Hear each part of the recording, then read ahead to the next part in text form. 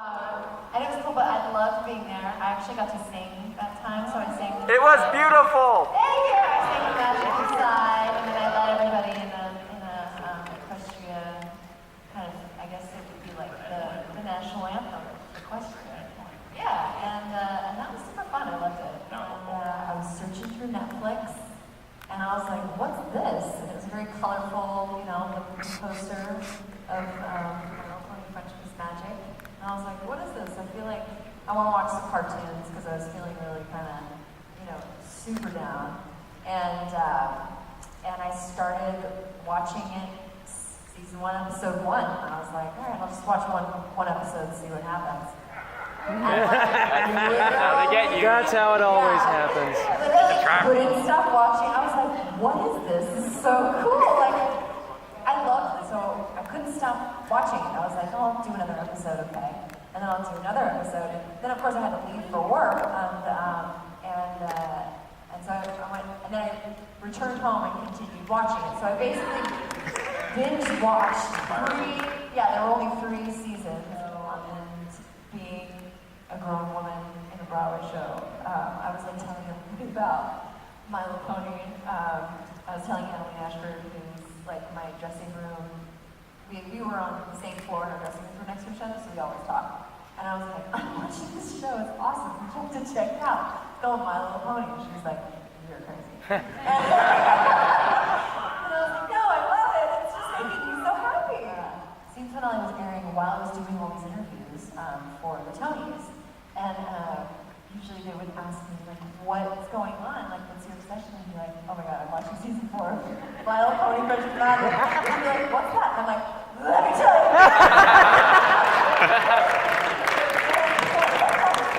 And I was doing it, and like the day after I watched it, I was doing an interview and a photo shoot for Vanity Fair. And I was talking to the woman, and this is before like the formal interview. And I was like, oh, she's like, so, what's been going on? I'm like, all I can think about is like season 4 finale of My Little Pony Friendship Magic. She's like, what's that? I was like, let me tell you about it. So I told her about My Little Pony, and I told her about the season finale, how friends came together and they made this epic rainbow that destroyed someone, and it was like, so cool. They saved the world with their friendship, like, how awesome.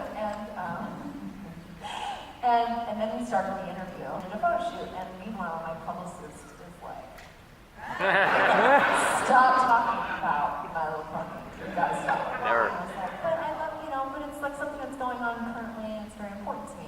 And she's like, just... It's the thing that you didn't stop talking about it, because during your Tony acceptance speech, what did you say? I said friendship is magic at the end.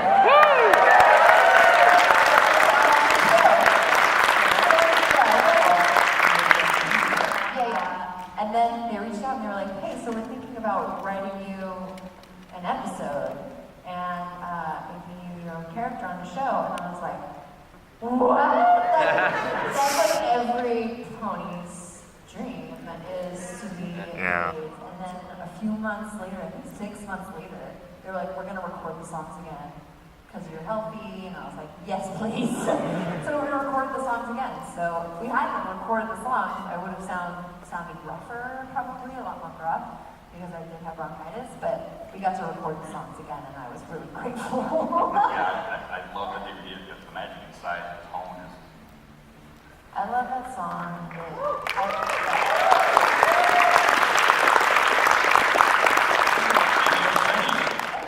Have you had sort of that thing with a friend of yours where you have a falling out and you come back together? Has something like that happened since you started to get more popular? Not really. Because I have been friends.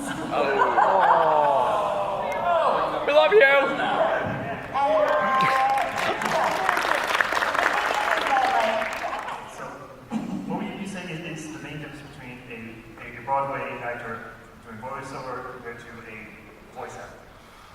I would say it's just like voice actors are amazing because they're able to, I don't know, I haven't figured out. I was like, I'd be a great voice actor, right? As opposed to stage, you're human, so you're being a person. cartoons are usually, I don't know, you could be a sponge, or you could be a pony, or you could be, anything. You could be fries, you could be a milkshake, you could be anything. You can be anything. And your voice needs to reflect what that character is, which is hard. You guys know what I'm talking about? Yeah. So I play the game on my phone. I'm going to show him so he knows that I have it. The My Little Pony game. The game locked out. My Little Pony. It's been a while. But when I saw my character as the face on my app, MLP, I was freemium like, is oh my magic. God, it's me!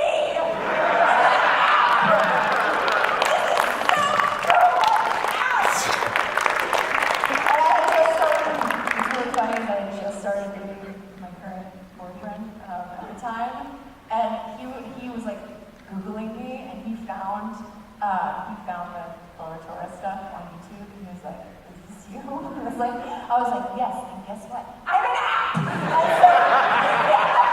I was like, "Really?" Anyway, so first impression, absolutely love the song.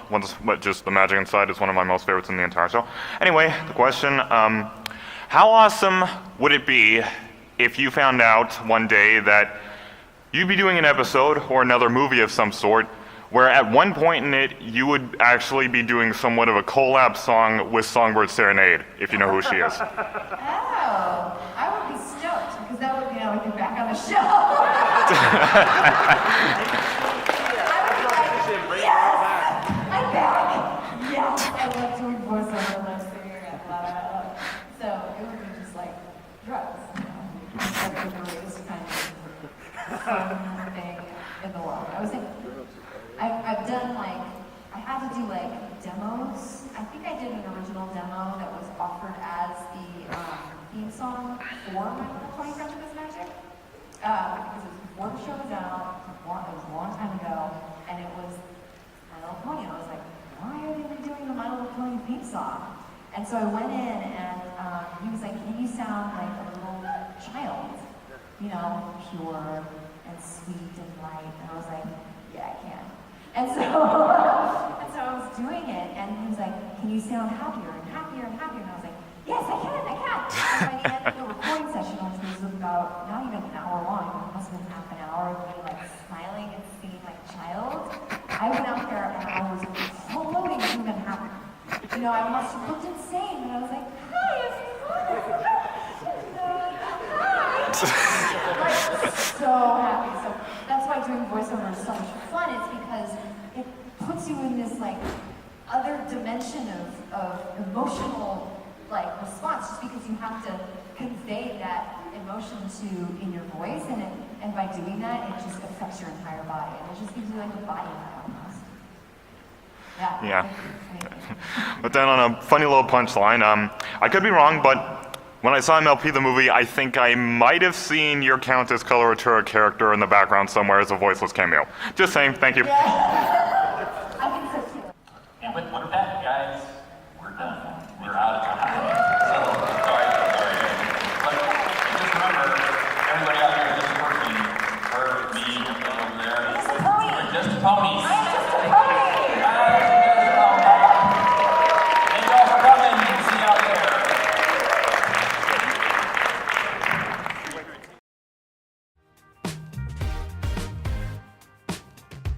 So, we wanna stay, but can't find peace while sitting still. I guess we never will. We run away. Just wow. Even for this being a Build-A-Bear plushie, I gotta say, they pretty much almost nailed Tempest's look perfectly. I mean, yeah, the tail isn't exactly correct, and the mane, sometimes I just, push it back a little bit to, make it look like she actually looks in the movie, if you know what I mean. Just looks a little too much like Sakura, but at least they managed to keep the basic layout of her mohawk, nice and thin. Apparently her broken horn is crystallized. That would have been humiliating for her if that actually happened in the movie. But I gotta say, This is something I'd actually expect in the actual marketplace at the actual convention center, but I got this at a Build-A-Bear shop just down the Baltimore docks in some strip mall, and I gotta say, even for that, I mean, this is just really, really accurate. Like I said, it's not completely accurate, but it is really close. I mean, look, you got the tough-looking eyes, and you got the mohawk, well, almost right. You got the Storm King symbol, only on one side. Wow. Hasbro really does take a toll on the accuracy of the toys and plushies in general in that field, don't they? Wow. They've really given her almost everything. They even gave her curves.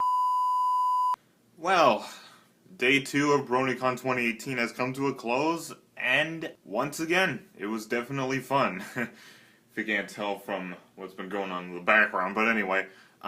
Yes, today, again, was overall fun. A lot of good things happened today, but I don't know what it is, but it just felt a little underwhelming. Like, not really, maybe not as much as the first day, but today went by really fast as well. A little faster than I'd like. I don't know. I mean, days won't wait up for you, but anyway, now's not the time for me to go rambling on about that. So I might as well talk about the panels I went to today. But before that, guess how many I actually attended? Yeah, just 2. I think I have the answer to why this day kind of felt lacklustering. It's because there just wasn't really a lot of panels that had stuff that I would be into.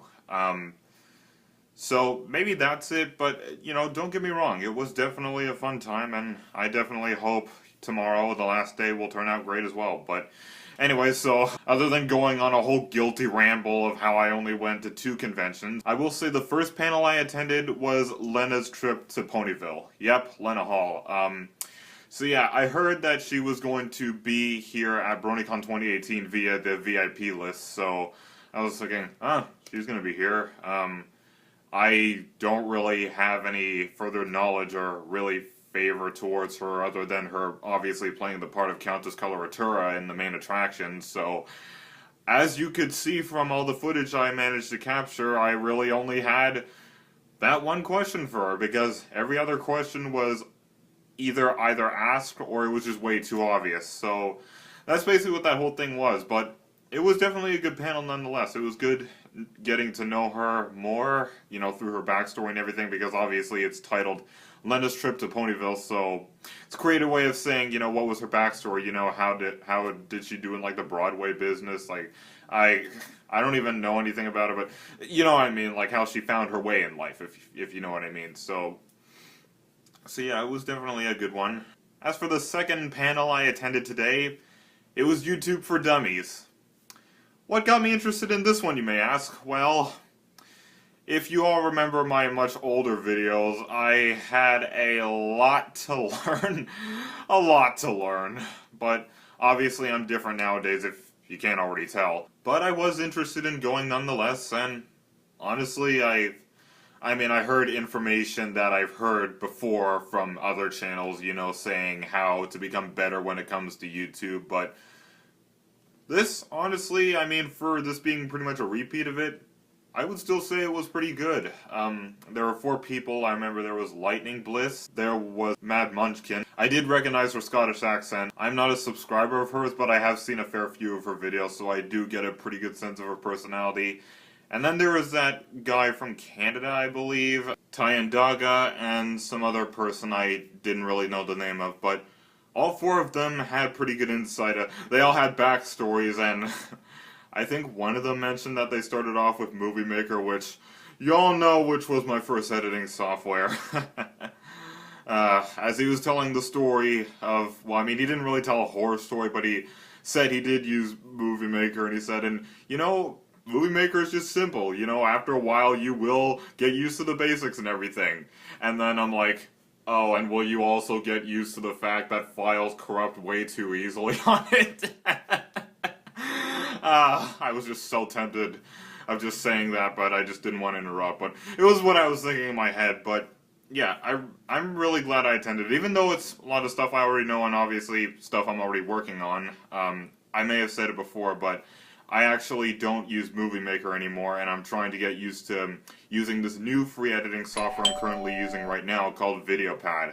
My only cons with it is that it has some performance issues every now and then, but at least it doesn't corrupt as far as I know, so far so good, but hey, I mean, doesn't hurt to move out of your comfort zone after a while.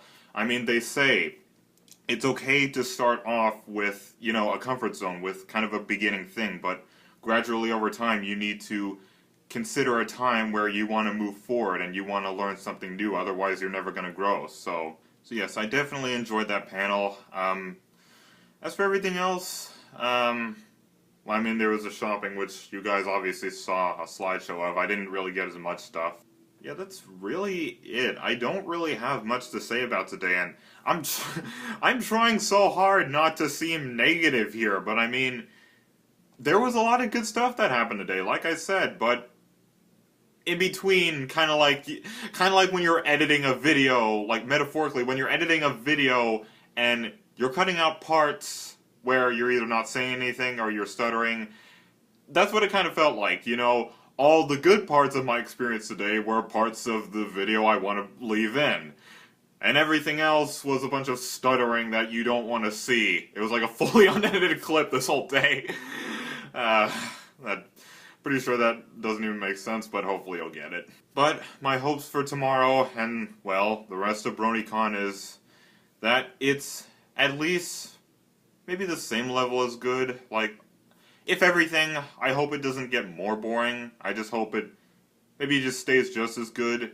And, okay, I mean, I'm gonna admit, I'm just gonna be honest, but I wouldn't really call this experience at Bronycon so far, given the fact that it's almost over already, as really fulfilling as 2016 was. And I bet that's probably a weird thing coming from me, because as I mentioned before, the long video I made about my journey to Bronycon 2016 was way too long. It was literally over 50 minutes long, and here I am still somewhat trying to make an effort. I understand it's not going to be the best, but, you know, I have the saying, you know, if you only strive to be the best, you are destined to fail. Like, if you only rush to be the best, you know, you end up putting out a crap product, and you don't want that. But, again, my hopes are that I'm not going to aim my hopes high, but at least I want to aim them for the middle. I don't want to aim them down. I do want to aim them at least for the middle. So, but yeah, still, everything I've been through, you know, still a lot of good things happened, and still something I'm going to remember for a while, but yeah, that is really all I have to say. I wish I could say more, but seriously, that is it. That is seriously it. But maybe, hopefully, day 3, which is tomorrow, will bring more stuff, more new mysteries, if that even means anything. I mean, tomorrow's a mystery. I wouldn't really say today was a gift, but I guess it was. But anyway, I'll stop rambling from now. I'm gonna get to editing this video, so, yep, until day 3, I will see some of you next time. Good night, and bro huff.